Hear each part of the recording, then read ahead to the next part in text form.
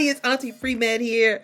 And I just wanted to do what I promised I would, which was share my report card for my very first semester back in school, trying to get these prerequisites, y'all, so I can apply to DO school.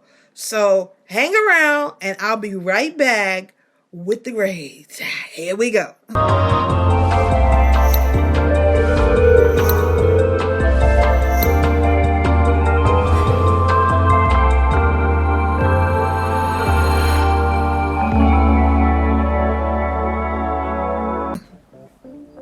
Okay, so let me preface showing you all this report card with the fact that on the week of final exams, the weekend before rather, final exams, that Sunday, I had to go to the emergency room. Why?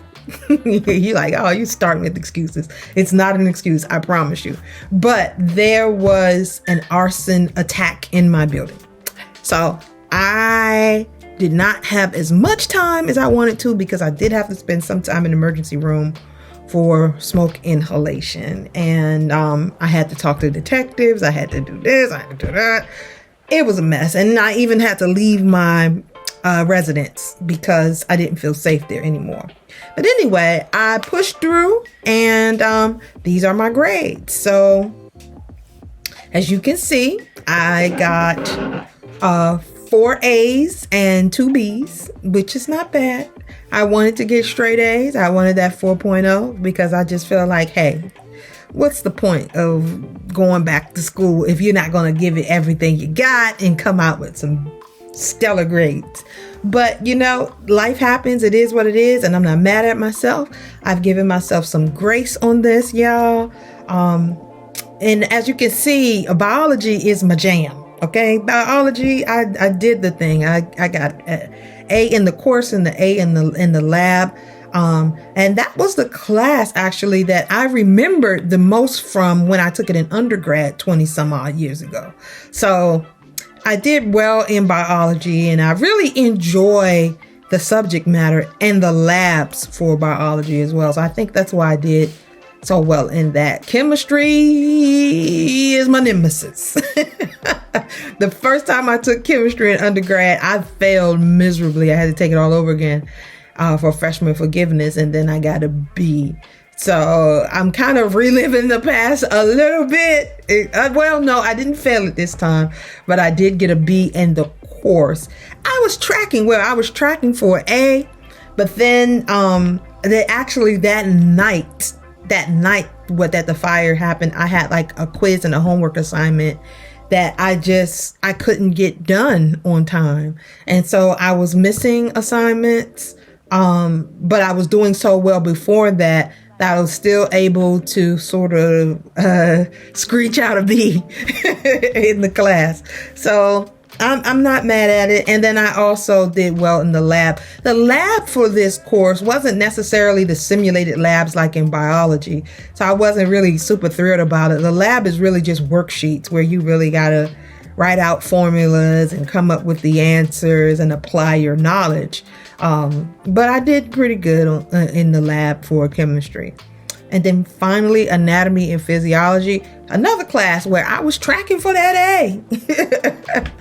But the morning I had to get that final exam in, I was so tired from the weekend before. I was exhausted.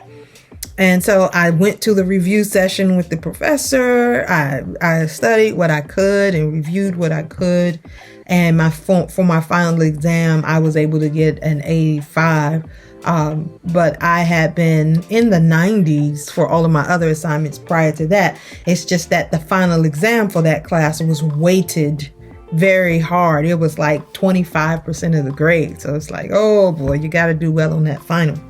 So yeah, this is how I did. I'm looking forward to this semester. I want to do all A's, or just better. Even if I do all A's and 1B, I'm doing anatomy, physiology 2, chemistry 2, biology 2. I also found out some very good news that the school that I would like to apply to actually the schools with an S actually don't require me to retake some of my prerequisites. They will actually take some of the older credits. And some of them don't require like a full year of some of the subjects. So one school only requires 1 semester of physics. So I will be doing 1 semester of physics and 1 semester of organic chemistry. Even though I've taken organic chemistry before 1 and 2, I still want to take it over again.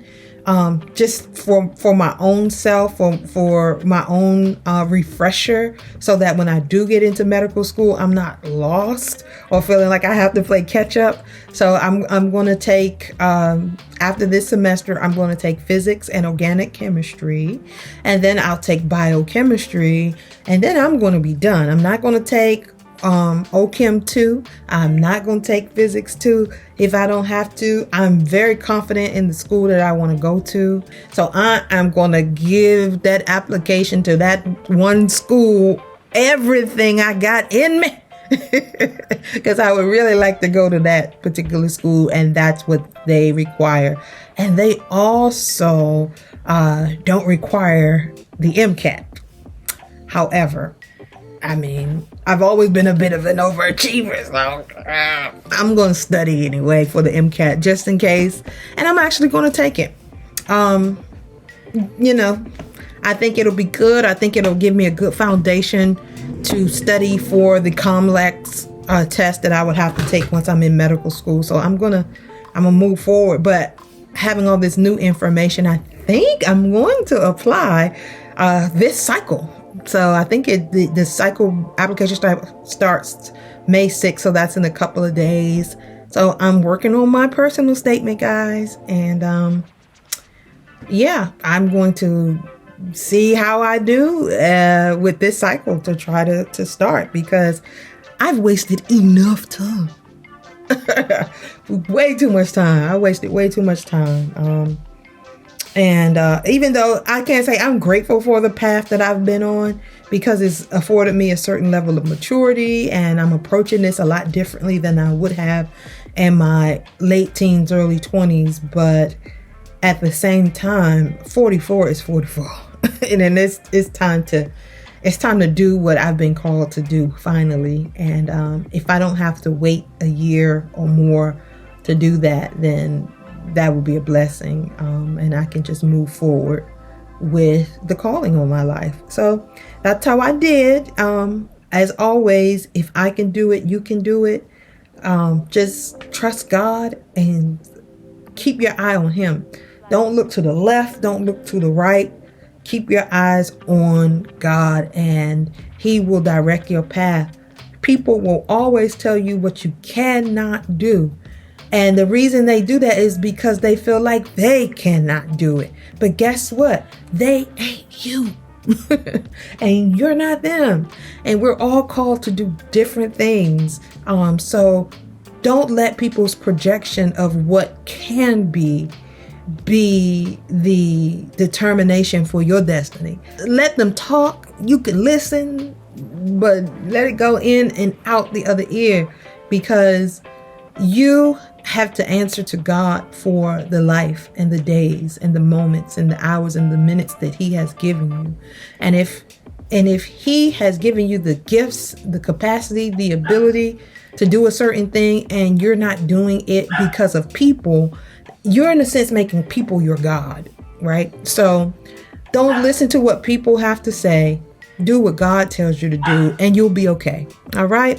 So this is Auntie Premed. I'm out. I got to go take my dog out. She's barking. And I'll see you on my next video. Don't forget to like, comment, and subscribe. See you next time. Bye.